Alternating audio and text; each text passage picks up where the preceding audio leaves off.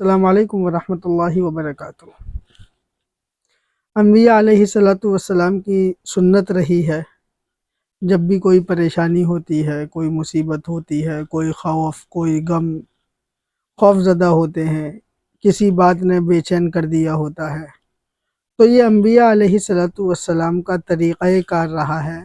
کہ وہ اس دعا کو پڑھتے ہیں۔ ہم اور آپ جو وظائف کرتے ہیں اس کے اندر کچھ نیا ہونا چاہیے۔ ہمیں جب بھی ایسا لگتا ہے کہ یہ وظیفہ بہت کارگر ہے، بہت کام کا ہے، پاورفل بولا جاتا ہے اس کو، لیکن ہم آپ کو ایک بات بتا دیں کہ جتنے بھی وظائف ہوتے ہیں اگر وہ قرآن اور حدیث سے اگر ثابت نہیں ہیں، وہ جو الفاظ جو وظیفے کے طور پہ ہم اور آپ لوگ پڑھتے ہیں یا اسی یوٹیوب کی دنیا کے اندر آپ کو بتائے جاتے ہیں، اگر وہ شریعت کے آڑے آتے ہیں، شریعت کے منافی ہیں، شریعت کے معارض ہیں، شریعت کے برعکس ہیں، تو ایسے وظائف بالکل بھی نہ کریں، نہ پڑھیں، اور اس طرح کی ویڈیو سے ہوشیار رہیں، باخبر رہیں، اور اس بات کا خاص خیال رکھیں جو قرآنی وظیفے ہیں، جو قرآنی دعائیں ہیں، جن کو ادعیہ معصورہ کہتے ہیں، ان کو پڑھنا چاہیے، اور وہی صحیح معنوں میں وظیفے اور عمل ہوتے ہیں۔ کوئی بھی مصیبت ہو، کوئی بھی پریشانی ہو، کوئی بھی غم ہو، کوئی بھی ٹینشن ہو، کسی بھی طرح کی دکھ ہو، کسی بھی طرح کا تکلیف ہو، ہر حال کے اندر جب انبیاء علیہ السلام کو کوئی تکلیفیں پہنچی ہیں تو ان کی زبان سے کیا الفاظ نکلے ہیں جو اللہ تبارک و تعالیٰ کو اس قدر پسند آئے کہ قرآن میں نازل کر دیا۔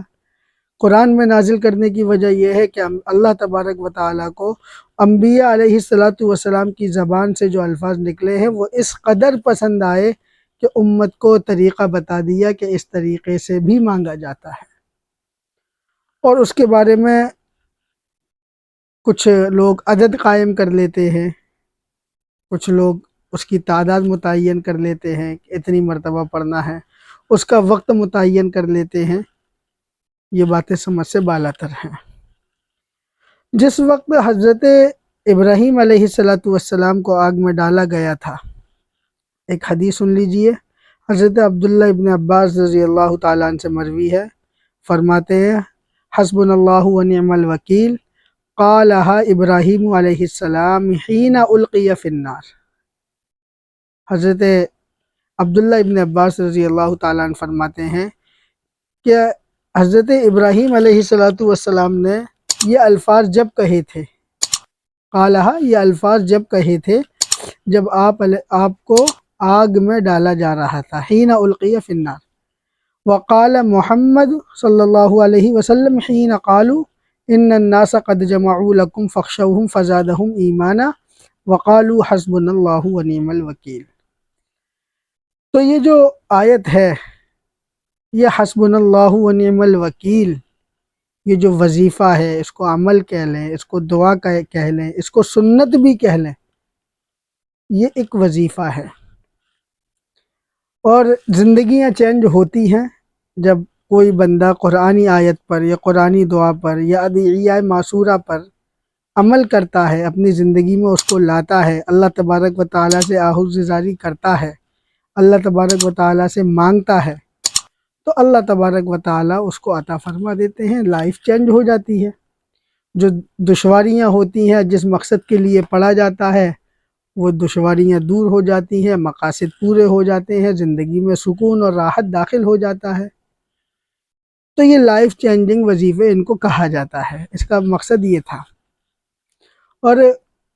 وظیفے کس وقت کرنا چاہیے؟ کچھ لوگ آپ کو بتا رہے ہوں گے کہ صبح 3 بجے کرنا ہے یا دوپہر میں 3 بجے کرنا ہے، اور جس وقت آسمان میں سے دھوپ بھی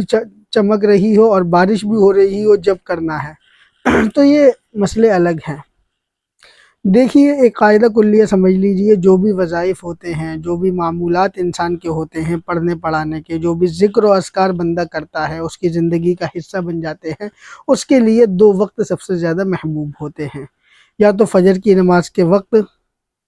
فجر کی نماز سے پہلے، فجر کی نماز کے بعد، تہجد کے وقت، یا پھر عصر کی نماز کے بعد، کیونکہ پچھلی ویڈیو میں بتایا تھا کہ اللہ تبارک و تعالیٰ نے حضرت موسیٰ علیہ السلام سے کہا تھا کہ میں صبح شام ذکر کرنے والوں کے ساتھ رہتا ہوں، تو یہ وقت سب سے زیادہ بہترین ہے۔ اور جو ادعیہ معصورہ آپ کو بتائی جاتی ہیں اور آپ کسی بھی وجہ سے اس کو پڑھ رہے ہوں، کسی بھی مقصد کے لیے پڑھ رہے ہوں، شادی کے لیے، اولاد کے لیے، رشتوں کے لیے، غموں کے لیے، کسی سے خوف کھا کر، کسی سے ٹینشن میں آ کر، کسی مصیبتوں میں گھر کر، قرضے کے لیے، تو آپ جس مقصد سے بھی اس کو پڑھ رہے ہیں، آپ اس کو چلتے پھرتے بیٹھتے اٹھتے پڑھیے گا۔ جب بھی آپ کو موقع ملے، جب بھی آپ پاک جگہ پر ہوں، پاک جگہ سے مراد آپ بیت الخلاء میں شروع نہ کریں، باتھ روم اور واش روم میں نہ پڑھیں، جہاں بھی آپ کو موقع ملے، جگہ صحیح ہو تو آپ اس کو ورد میں رکھیں۔ کتنی چھوٹی سی آیت ہے، حسبنا اللہ و نعم الوکیل، اللہ تبارک و تعالی میرے لیے کافی ہے، اور وہ بہترین کارساز ہے۔ جب ہم اور آپ دنیا میں کوئی کانڈ کر دیتے ہیں، کوئی معاملہ پیش آ جاتا ہے اور وہ عدالت اور کچہری تک پہنچ جاتا ہے، تو ہم لوگ وکیل کرتے ہیں، اور وکیل سے کیا کہتے ہیں؟ دیکھ بھائی اب تو ہینڈل کر اس کیس کو، میرے تو بس سے باہر ہے، اب تو سمجھ لے کیا کرنا ہے۔ تو بندہ اپنی زبان سے یہی کہہ رہا ہوتا ہے کہ اللہ تبارک و تعالی میرے لیے، ہمارے لیے کافی ہے، اور وہ بہترین کارساز ہے، بہترین وکیل ہے۔ اور یہ انبیاء علیہ السلام کی سنت رہی ہے۔ ابھی بتایا تھا جیسے کہ جس وقت حضرت ابراہیم علیہ السلام کو آگ میں ڈالا جا رہا تھا، جس وقت انہوں نے اصنام بت خانوں کی مخالفت کی تھی، تو ان کو آگ میں ڈالا گیا تھا، اس وقت انہوں نے فرمایا تھا حسبنا اللہ و نعم الوکیل۔ اور جب آپ علیہ السلام کو یہ بات بتائی گئی، صحابہ کرام کو یہ بات بتائی گئی کہ لوگ تمہارے خلاف جمع ہو گئے ہیں، لوگ تمہارے خلاف سازشیں کر رہے ہیں، ان الناس قد جمعوا لکم فاخشوہم فزادہم ایمانا، یہ ایک تفصیلی واقعہ ہے کہ جنگ سے لوٹنے کے بعد پھر یہ افواہ پھیلائی گئی، یہ بتایا گیا کہ کفار جمع ہو رہے ہیں آپ کے خلاف، آپ پر حملہ کریں گے اور خاتمہ کریں گے، تو وہ ڈرے تو نہیں بلکہ ان کا ایمان زیادہ ہوا، فزادہم ایمانا۔ ایمان کے اندر ایک ایسی حرارت ہوتی ہے اس کو جتنا دباؤ یہ اتنا ابھرتا ہے۔ کوئی شاعر ہے، اس نے کہا ہے اسلام کی فطرت میں ایسی لچک دی ہے، جتنا اس کو دباؤ گے اتنا یہ ہرا ہوگا، اتنا زیادہ پھلے گا، پھولے گا۔ یہ اسلام کی ایک شان ہے۔ تو جس وقت لوگوں نے یہ کہا ان الناس قد جمعوا لکم فاخشوہم فزادہم ایمانا، کہ لوگ تمہارے خلاف سازشیں کر رہے ہیں، کفار مکہ تمہارے خلاف جمع ہو رہے ہیں، پلاننگ اور میٹنگیں چل رہی ہیں، تو وہ ڈرے نہیں بلکہ ان کا ایمان اور زیادہ ہو گیا۔ وقالوا حسبنا اللہ و نعم الوکیل، اور زبان سے یہ کلمات جاری ہو گئے کہ اللہ تبارک و تعالی ہمارے لیے کافی ہے اور وہ بہترین کارساز ہے۔ لیکن جب آپ کسی سخت مشکل میں مبتلا ہوں، کسی سخت پریشانی میں مبتلا ہوں، تو یہ مشورہ یہ ہے کہ آپ نماز تہجد ادا کریں۔ نماز تہجد ادا کرنے کے بعد آپ حسبنا اللہ و نعم الوکیل، نعم المولا و نعم النصیر اس کو پڑھا کریں۔ اب آپ کہیں گے ابھی تو آپ کہہ رہے تھے کوئی وقت نہیں ہوتا ہے، کیونکہ بندہ جب پریشان ہوتا ہے تو وہ اللہ تبارک و تعالیٰ کی بارگاہ میں حاضری دینا اس کے لیے لازم ہوتا ہے، اور اللہ تبارک و تعالیٰ کا جو خصوصی میٹنگ کا وقت ہے، خصوصی جو ملاقات کا وقت ہے، وہ تہجد کے وقت ہے، جس کو ہم لوگ سحر کا وقت کہتے ہیں، سحری کا وقت کہتے ہیں۔ وہ وقت اللہ تبارک و تعالیٰ سے ملاقات کا خصوصی میٹنگ کا وقت ہے۔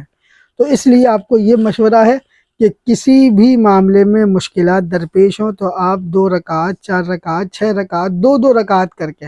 جتنا وقت آپ کو میسر ہو نماز تہجد ادا کریں اللہ کے دربار میں۔ اس کے بعد آپ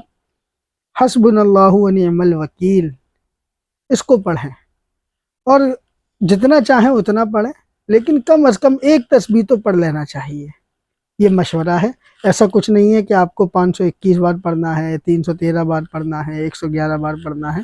ایسا نہیں ہے۔ اللہ تبارک جس قدر آپ کی اللہ تبارک و تعالیٰ تڑپ دیکھے گا، لگن دیکھے گا، اللہ تبارک و تعالیٰ جلدی فیصلے صادر فرمائے گا۔